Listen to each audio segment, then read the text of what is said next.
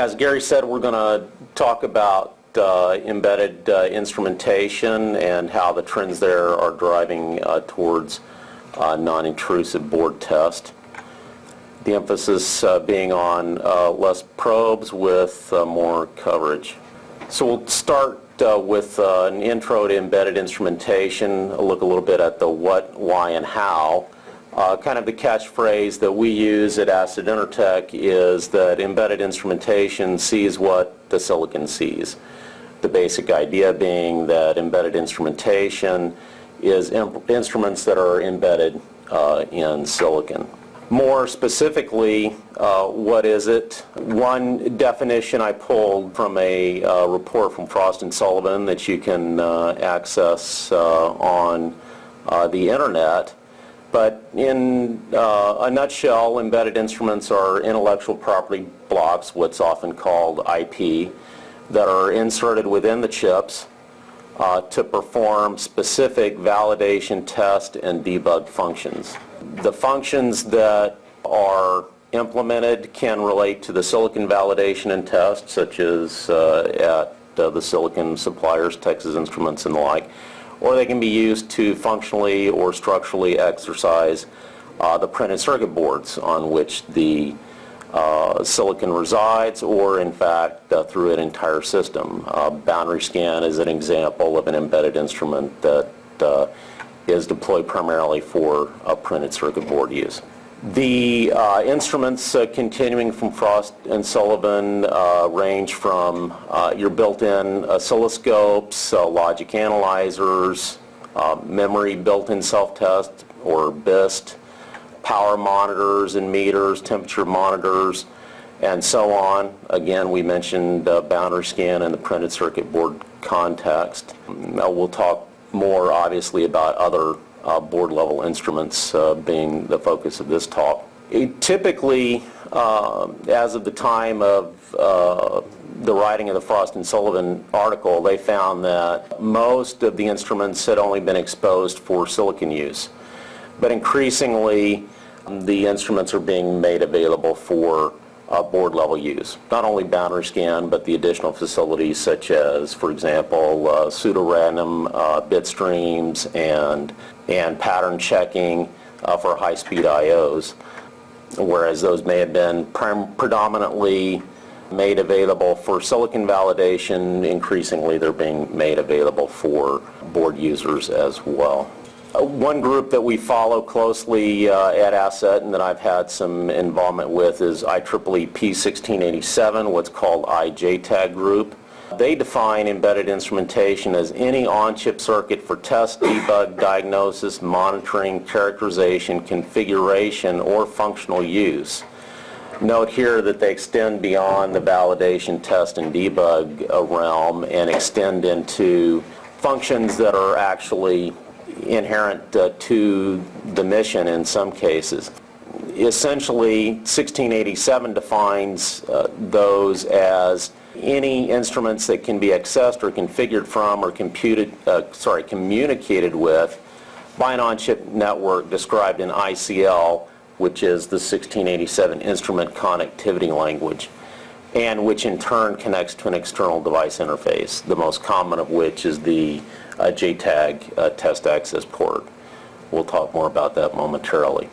They go on to amend that to say that an instrument in the 1687 context is typically a module that has only a client interface. In other words, it's a slave within the instrumentation network. What are some of the technology trends and challenges that we're facing? Of course, the abstract mentioned Moore's Law. The cores are becoming ever more expansive and dense. The software that's involved is also growing in complexity. That leads to challenges for software debug as well as hardware validation. We have increasing use of SerDes, serializer, deserializer I/O, high-speed I/O, moving now well beyond the 5 gigabit per second range up into 10 gigabits per second and more. In that case, the challenge that arises is that the signal integrity validation or the system marginality validation can no longer be done by way of physical contact. You really have to see what the silicon sees because the probes can't. Even if you can probe, there's so much interference with the channel that you have to employ very high-end math for the de-embedding, and it all becomes muddy very quickly. Packaging technology, of course, is increasingly more integrated. We see a lot of ball grid arrays, of course, and ever more so we see stacked integrated circuits. Of course, there's also, besides the sort of system in package stacking that you see here, there's also package on package. I understand QC is pretty familiar with package on package. And of course, that sort of technology removes access that you need for design validation and for structural test. Of course, considering package on package, one of the common varieties that you see is memory on package, LPDDR3 and LPDDR4 coming on.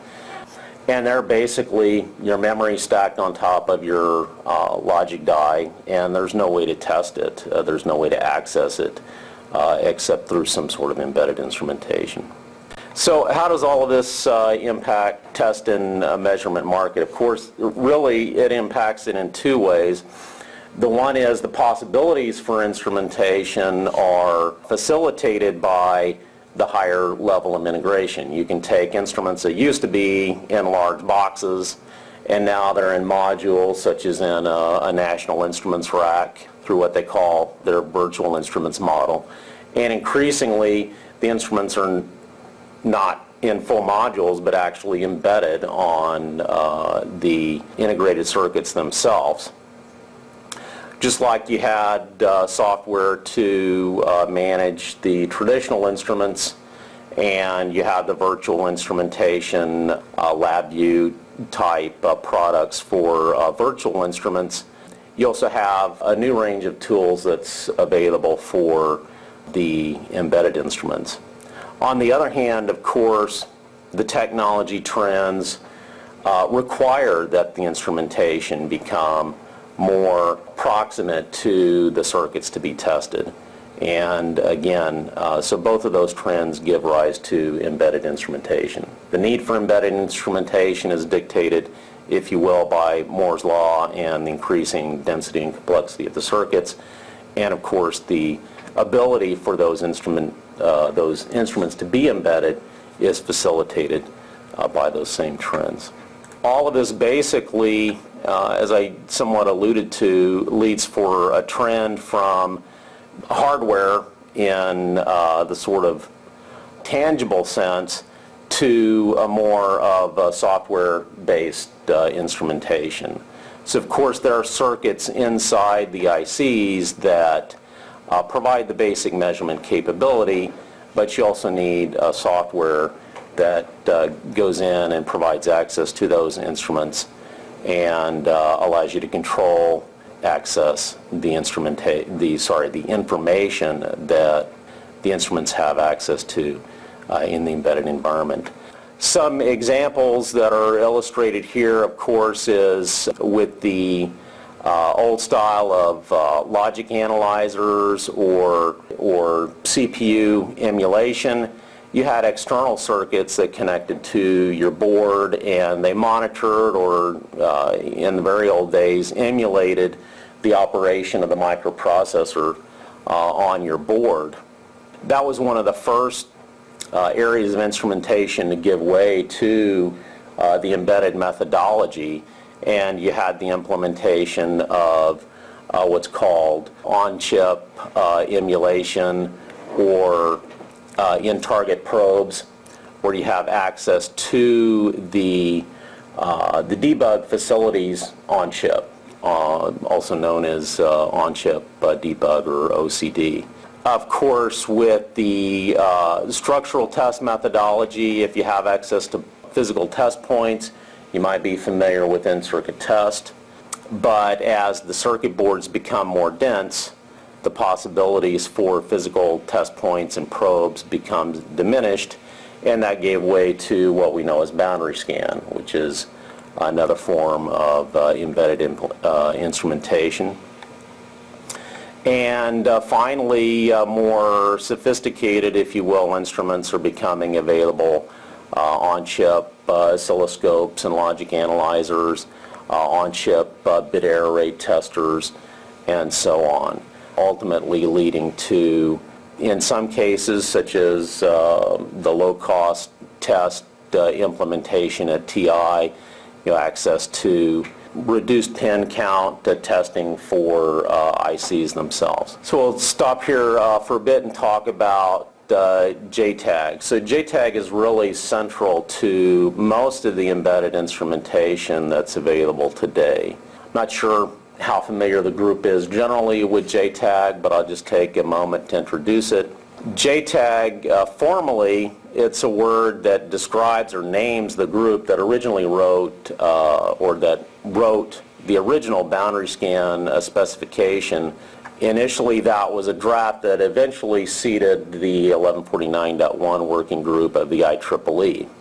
In more informal use, JTAG is used to refer to that specification or to the 1149.1 standard itself, to the various progeny of 1149.1, and we'll talk more about some of those cases shortly as we continue the presentation, or in fact just to the standard test access port in isolation or in association with some functionality other than boundary scan, on-chip emulation or on-chip debug, for example. I've included a couple of figures to give those that aren't familiar with JTAG a little bit of an idea of what it is. One of the key features of JTAG is it defines a 4-wire test access port, a synchronous port that provides, of course, a clock for timing, a test mode select for controlling the state of the machine according to the state diagram that's shown at right, and a simple serial data input and serial data output, TDI and TDO. So in combination, those bring data onto the chip to access various instruction and data registers to implement the test or other functionality. And of course then there's a TDO to bring data off the chip. One of the things that's illustrated here as a predominant feature of 1149.1 is the boundary scan register. The boundary scan register is simply a shift register that intervenes at the boundary between the non-test pins, the system pins as they're called, and the internal logic that they feed or are fed from. And in effect then, that gives us a set of virtual test points that get placed onto the printed circuit substrate wherever that IC is placed. We'll talk a little bit then in the embedded instrument context about internal JTAG. Internal JTAG is a new standard for embedded instrumentation based on JTAG that is just closing its balloting process. So it should, we anticipate, within the next 6 months at the outside, be ratified as a standard. In fact, I think it's going to be reviewed in August, and so it might be approved as early as August of this year. IJTAG defines instrument access and connectivity that's abstracted from the instrument operation and procedures. And it does this by way of defining 2 new languages: the instrument connectivity language, which describe how the instruments are connected through a network back to the top level access, which is by way of a JTAG, a test data register. The procedural description language then describes procedures that are defined in terms of the instrument interface. And so those instruments can be, instrument procedures can be defined according to that IP block, regardless of which chips it gets placed on, in what quantities, or how they're connected back to the tap controller.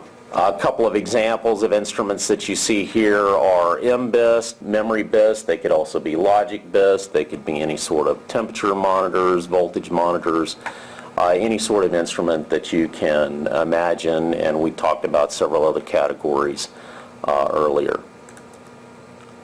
All right, so moving ahead then, we'll talk about non-intrusive board test. We'll look a little bit at the what, why, and how of non-intrusive board test. The emphasis, as I said earlier, being on less probes and more coverage. What does all that mean? So we'll start with NBT as defined as an emerging test technology that integrates several complementary test technologies, and the purpose being to restore the test coverage that's lost when we lose physical access to printed circuit boards, the ability to probe the printed circuit boards. Boundary scan test is a core capability that's implemented for structural test, shorts and opens testing, if you will, an alternative to ICT, if you will, and we'll talk more about that. Other elements that are involved are processor control test and various sorts of built-in self-test, including what we call FPGA-Controlled test. We'll discuss all of those.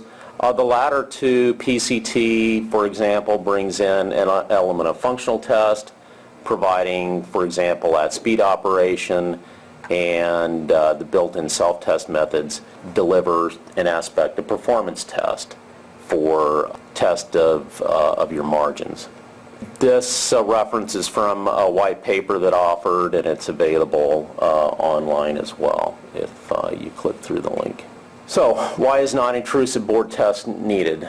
I'm sure really I don't have to tell anybody these days. We're all living these dreams or nightmares depending on which side of the coin you're on. Ever finer pitch and higher density interconnects leading to just the inability to physically get enough probes onto the circuit to test all of the nets that are on the board.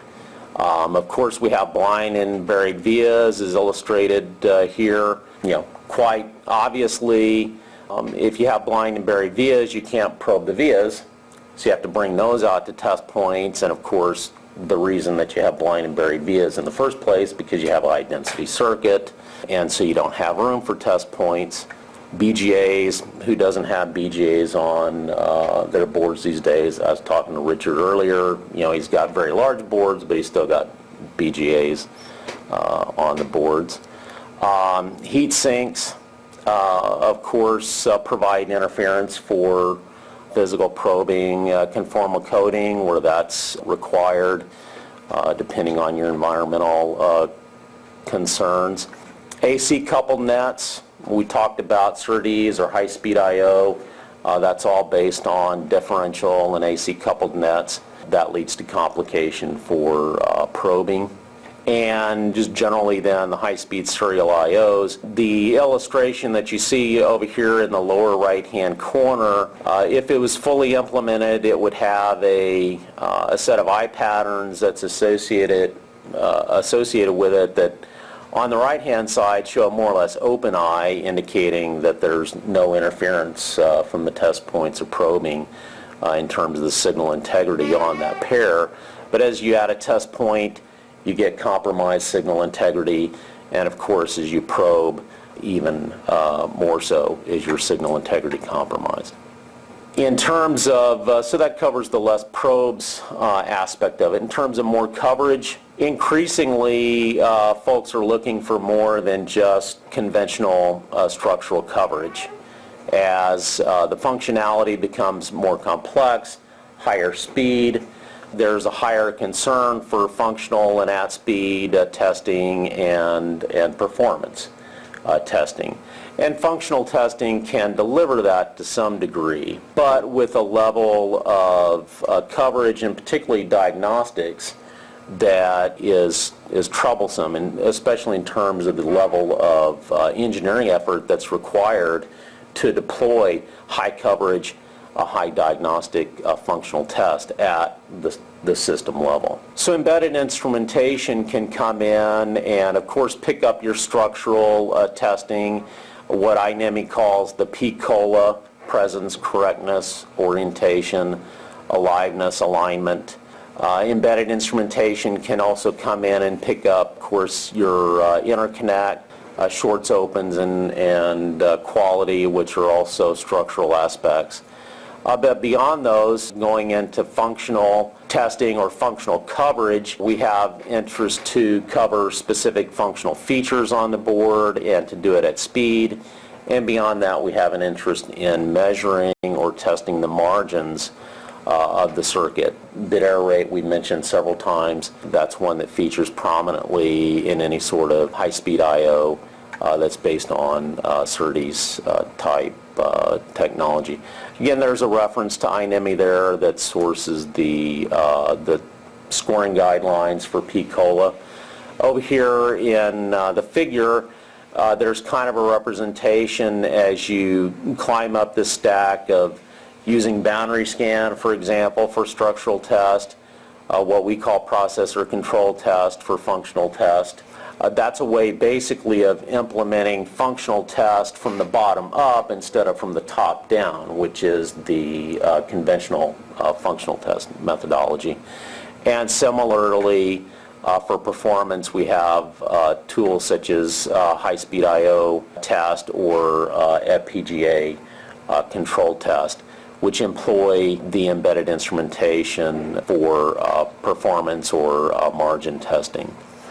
For example, one of the things that we've done quite a bit at Asset is the system marginality validation, particularly based on Intel silicon. They implement a methodology that they call interconnect built-in self-test, which is an embedded instrumentation methodology accessible through JTAG that provides for physical layer testing by way of JTAG-controlled pseudorandom bit streams and on the receive end pattern checking.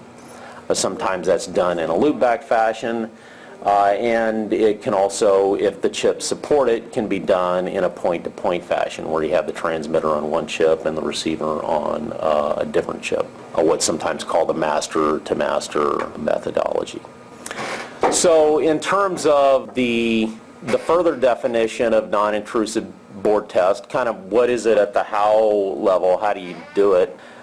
We mentioned all of these in turn, and I'm not going to trouble you to read the detail here, but there's a range of methodologies and technologies available, starting with IJTAG, which accesses the chip-level embedded instruments through a JTAG network, the high-speed I/O validation, which is the BERT-like testing that we talked about, boundary scan for structural testing, processor control test for sort of bottoms-up functional test, and FPGA control test is a way that you can basically take the FPGAs that you have on board, and instead of loading them with their mission circuits, you can load them with circuits that are specifically intended for a test purpose. Since the FPGAs are reconfigurable, you can do that on a temporary basis, load up the test circuits, run the test, and then load in the mission circuit to move on to system test. Similarly, with processor control test, what we're talking about is running software that's not implemented at the system level, but running software that's implemented at a bottoms-up level, software that's specifically for the test purpose, and that doesn't, quote-unquote, just operate functions of the board, but is specifically targeted at achieving very specific test objectives. For each of these methodologies, there are an array of standards and sources for these. In the IJTAG arena, there's 1500 and 1687, which are both chipped embedded instrument standards. Moving on to boundary scan, there's a wide variety of structural test methodologies, and in-system programming is another thing that I should mention, which leads then, of course, directly into the FPGA-controlled test methodology. And with the processor control test, you're looking at, of course, JTAG, on-chip debug, what are called debug access ports, extended debug ports, and the like. The software-based instruments that are implemented through the processor control test are used for testing a wide variety of interfaces that you have on your circuit cards. Various sorts of interconnect, QPI, DMI, PCI, Express, which I'm sure everybody's heard of, and so on. And final mention here, at the end you'll see SMBus. SMBus, which is an I2C based methodology, and similarly SPI, the serial peripheral interconnect, are another means of accessing on-chip instruments, both in the processor control test and FPGA control test environment, but also for boundary scan. You can use boundary scan often in a master chip to access an SPI feature or an I2C feature that might be in an off-board voltage or temperature monitor or the like. All of these links are also clickable. Hopefully when Gary generates the PDF, they'll all be clickable, and you can go through here and learn more about each of these standards. That's courtesy of a Standards Corner page that we have on the Asset Intertech website. We're going to dig just a little bit deeper here. Talk a little bit about boundary scan. I guess we're not going to unmute here, but we gave a little bit of an overview of boundary scan earlier when we talked about JTAG. The main thing they'll emphasize, that boundary scan uses the JTAG port, what's also known as the test access port, to utilize on-chip resources to test interconnected circuits or the interconnections between circuits. In other words, it's a structural test methodology that's based on the virtual in-circuit test points that are made available through the boundary scan architecture. There's a slide in here which I won't belabor with a lot of detail, but hits on the meat of boundary scan, which is 1149.1 X-test, short for external test, and that basically provides the means to control chip outputs through the test access port and to monitor chip inputs through the test access port. And thus, if you imagine that there's a circuit on the right-hand side that's connected to this circuit that's on the left-hand side, you drive outputs to inputs and you can test across the interconnects between those two chips. The detail here talks about kind of how you access the state machine and the register in order to do that. But that's a lower level of detail that we need to go through right now. There's a little bit of a case study here, which again I won't belabor, but it's very relevant to our NBT topic because basically here on the QPI, which is an Intel Quick Path Interconnect bus, there aren't any test points. QPI is a very high-speed chip-to-chip bus. No test points are allowed, or at least that's certainly the preference in most cases. And so you don't have any means to test the interconnections between these two very dense BGAs except through boundary scan. And kind of the case study details how boundary scan, in fact, was able to detect structural defects under the BGAs where this QPI boundary scan methodology had to be implemented. Detailing processor control test a little bit, basically any processor that you have on your board today is going to have an on-chip debug port, typically called a JTAG debug port, or might be called a BDM or an ITP or an ODP or a DAP or an ITP. There are all sorts of descriptors for these things. But basically there's a port. Usually it's JTAG based at its core, although it has some additional interconnect. Access to the reset pin is especially important so you can take control of the processor as it exits reset.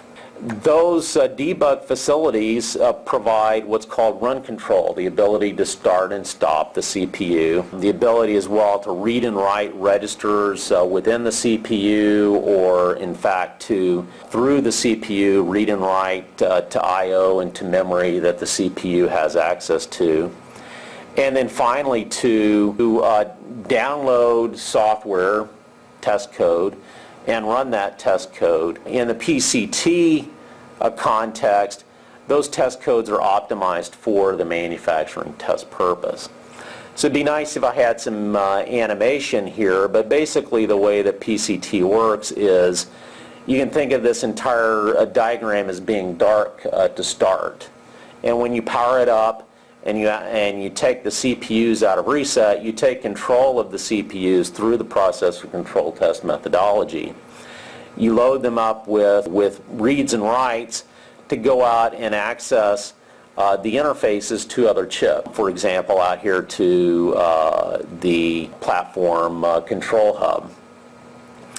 And by doing so, you access the interconnects, test the interconnects, and you also access interface function and a certain amount of function that's in those chips. You basically keep going progressively, extend your sphere of influence, starting at the core of the processor and moving out gradually until you've run test code that lights the entire diagram up in green. Now, this is different from the conventional system functional test in the sense that you don't have to boot an operating system. You don't even have to boot a BIOS. You essentially can access these test codes as the CPU comes out of reset. That basically takes the functional test burden and shifts it off somebody that has to be familiar with the system function and shift it on to a test engineer that knows the components and how they interface together. What do we use it for? We use it for test and debug of non-booting boards, including boards, as we said, without a BIOS or without the ability to boot. It's also used for fast flash programming. It provides for faster functional tests because you don't have to boot the boards. And it also provides for a certain ability to check your BIOS as a hardware and software validation task. Next, we'll talk a little bit about FPGA or FCT, FPGA-Controlled test. FPGA-Controlled test is somewhat similar to processor control test, except in the sense that it's a bottom-ups method, but it's focused on FPGAs. So think of the FPGA as being dark. You power it on. Instead of loading it with its mission function, you load it with test functions.